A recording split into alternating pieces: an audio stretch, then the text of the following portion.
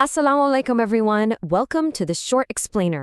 खास तौर पे हमारे पाकिस्तानी यूनिवर्सिटी स्टूडेंट्स जो आज ज्वाइन कर रहे हैं, अगर आप ENG 518 के हैंडआउट्स पढ़ रहे हैं और एग्जाम्स की तैयारी में मसरूफ़ हैं तो आपको मालूम ही होगा कि लेसन 15 कितना क्रिटिकल है। मैं इसे अक्सर द रिसर्चर्स माइंडफील्ड कहता हूँ। क्यों? क्योंकि इसमें वो तमाम छुपी हुई एक्सट्रेनियस फैक्टर्स कवर होते हैं जो आपकी रिसर्च की वैलिडिटी को लिटरली ब्लो अप कर सकते हैं अगर आप थोड़े से भी केयरलेस हुए। आज हम इसी माइंडफील्ड को बड़े आराम से स्टेप बाय स्टेप नेविगेट करेंगे आपके एग्जैक्ट कोर्स मटेरियल को यूज़ करते हुए, ताकि एग्जाम के लिए ये कॉन्सेप्ट्स बिल्कुल क्लियर हो जाएं। Let's get started. तो आज के इस सेशन का रोड मैप कुछ इस तरह है। पहले हम एक्सट्रेनियस फैक्टर्स और वैलिडिटी देखेंगे, फिर हिस्ट्री एंड मैचुरेशन, उसके बाद control group contamination, errors in testing और आखिर में हम साइकोलॉजिकल एंड ट्रीटमेंट इफेक्ट्स को कवर करेंगे, बिल्कुल आपके हैंडआउट के हिसाब से। Okay, let's dive into our very first section, extraneous factors or validity. सबसे पहले ये एक्सट्रेनियस वेरिएबल आखिर भला क्या है।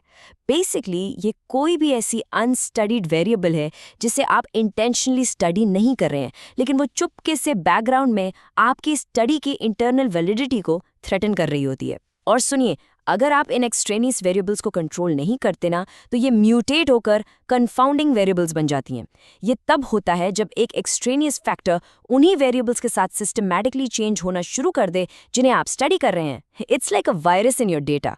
जब ऐसा होता है तो पूरी स्टडी रुइन हो सकती है, क्योंकि आपको पता ही नहीं चलता कि फाइनल रिजल्ट्स असल में किस वजह से आए, आपके ट्रीटमेंट से या किसी और चीज़ से।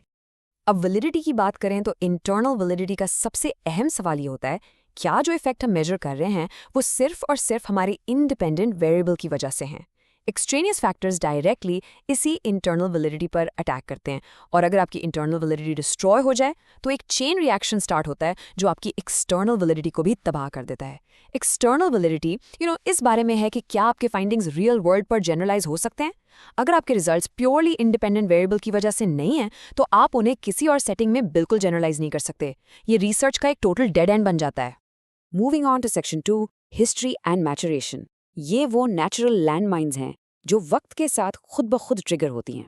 लॉन्गिट्यूडनल या टाइम बेस्ड स्टडीज में दो बड़े थ्रेट्स होते हैं, हिस्ट्री और मैचुरेशन। हिस्ट्री से हमारा मतलब वो एक्सटर्नल इवेंट्स हैं जो आपकी स्टडी के दौरान अलग अलग वक्त पर होते हैं और रिजल्ट्स को अनएक्सपेक्टेड तरीके से इन्फ्लुएंस कर सकते हैं। लेकिन मैचुरेशन ये बिल्कुल इंटरनल होती है। ये वक्त के साथ पार्टिसिपेंट्स के अंदर आने वाले नेचुरल, फिजिकल, इमोशनल या कॉग्निटिव चेंजेस हैं। चलिए आपके हैंडआउट की ही मिसाल लेते हैं। यंग L2 यानी सेकेंड लैंग्वेज लर्नर्स की स्टडी। फर्ज करें आप एक नया टीचिंग मेथड इंट्रोड्यूस करते हैं। स्टडी के एंड में उनकी इंग्लिश इंप्रूव हो जाती है, ग्रेट। लेकिन वेट, क्या ये वाकई आपके शानदार टीचिंग मेथड का कमाल था, या फिर वो बच्चे नेचुरली वक्त के साथ थोड़े बड़े हो गए और उनमें नेचुरल कॉग्निटिव मैचुरेशन आई? अगर आपने इस मैचुरेशन को कंट्रोल नहीं किया तो आपके रिजल्ट्स पर सवाल उठना लाजमी है। Next up, section 3, control group contamination. यहाँ humans involved होते हैं और humans, बहुत unpredictable होते हैं। आपका कंट्रोल ग्रुप एक्चुअली 4 अलग अलग तरीकों से डेटा को कंटैमिनेट कर सकता है। पहला है कंट्रोल ग्रुप राइवलरी, जिसे अक्सर जॉन हेनरी इफेक्ट भी कहते हैं। ये तब होता है जब कंट्रोल ग्रुप को पता चल जाता है कि हाँ, हम तो बेसलाइन है, तो वो एक्सपेरिमेंटल ग्रुप से बेहतर परफॉर्म करने की कोशिश करते हैं, सिर्फ अपना पॉइंट प्रूव करने के लिए। दूसरा, एक्सपेरिमेंटल ट्रीटमेंट डिफ्यूजन। अगर आपके दोनों ग्रुप्स करीब हैं तो वो आपस में बात कर सकते हैं और ट्रीटमेंट कंडीशंस कंट्रोल ग्रुप तक फैल सकती हैं। तीसरा है कंपेंसेटरी इक्वलाइजेशन। इसमें एडमिनिस्ट्रेटर्स को कंट्रोल ग्रुप पर तरसा जाता है और वो उन्हें एक्स्ट्रा मटेरियल्स दे देते हैं, जिससे दोनों ग्रुप्स का नेचुरल डिफरेंस डिस्टॉर्ट हो जाता है। और चौथा, डीमोरलाइजेशन। कंट्रोल ग्रुप को लगता है कि उन्हें स्पेशल ट्रीटमेंट नहीं मिल रही, इसलिए वो बॉयकॉट करते हैं या सिंपली गिव अप कर देते हैं। उनकी परफॉर्मेंस आर्टिफिशियली लो हो जाती है। इन चारों में से कोई एक चीज भी हो जाए तो आपका बेसलाइन डेटा पूरी तरह स्क्यू हो जाएगा। Let's jump to section 4, errors in testing. ये ऐसी लैंडमाइंस हैं जहां आपके टेस्टिंग इंस्ट्रूमेंट्स ही प्रॉब्लम बन जाते हैं। जरा एक सेकंड के लिए इस बारे में सोचिए, क्या एक टेस्ट अपने ही रिजल्ट्स को स्पॉइल कर सकता है? सुनने में थोड़ा पैराडॉक्सिकल लगता है ना? लेकिन टेस्ट लेने का अमल ही एक्चुअली पार्टिसिपेंट का रिस्पॉन्स उस मटेरियल की तरफ चेंज कर सकता है। आपकी हैंडआउट में 5 ऐसी सिचुएशंस हैं जहां टेस्टिंग आपके डेटा को रुइन कर सकती है, and this brilliantly illustrates the whole problem. पहले, इंस्ट्रूमेंटेशन। ये तब होता है जब आप अलग इंस्ट्रूमेंट्स यूज करते हैं, जैसे प्री टेस्ट में MCQs और पोस्ट टेस्ट में एक essay। आप इन्हें एक्यूरेटली कंपेयर ही नहीं कर सकते। फिर आता है प्री टेस्ट इफेक्ट, जहां इनिशियल टेस्ट लेने से ही पार्टिसिपेंट को मटेरियल की एक नई अवेयरनेस मिल जाती है, जो अनफेयर तरीके से उनके पोस्ट टेस्ट स्कोर को बूस्ट कर देती है। पोस्ट टेस्ट इफेक्ट उस वक्त होता है जब किसी ओरल इंटरव्यू के दौरान अचानक पार्टिसिपेंट को एक क्लिक ऑफ कॉम्प्रिहेंशन होता है, जो पहले नहीं था। लेकिन सबसे ट्रिकी ट्रैप है टाइम ऑफ मेजरमेंट इफेक्ट।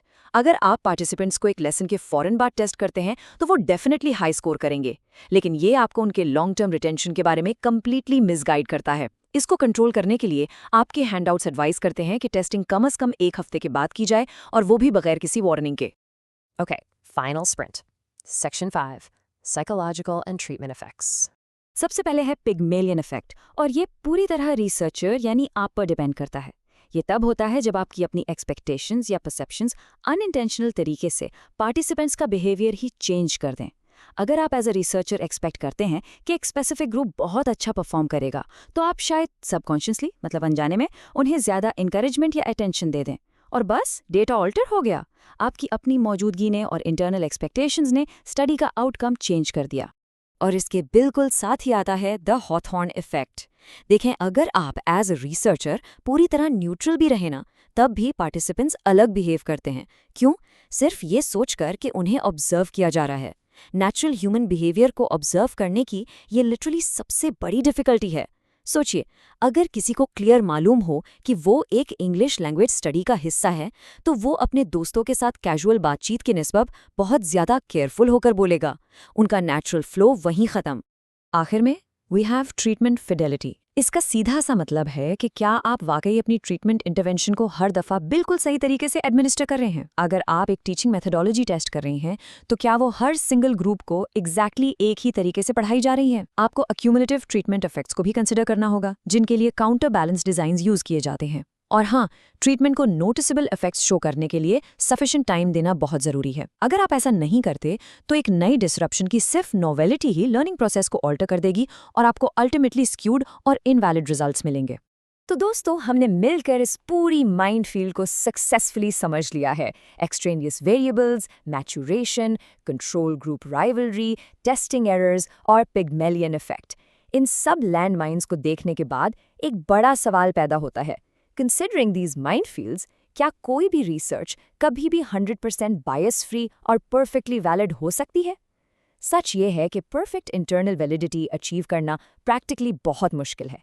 लेकिन द कैच इज, इससे आपको डिस्करेज नहीं होना चाहिए, बल्कि इंस्पायर होना चाहिए। इन थ्रेट्स को समझना ही तो आपको एक हाईली विजिलेंट और बेहतरीन रिसर्चर बनाता है। अपने ENG 518 एग्जाम्स के लिए इन कॉन्सेप्ट्स को जहन में रखिए, और आप ज़रूर कामयाब होंगे। सोचते रहिए, सवाल करते रहिए, और हम मिलेंगे ऐसे ही एक और इन्फॉर्मेटिव एक्सप्लेनर में। अल्लाह हाफिज़।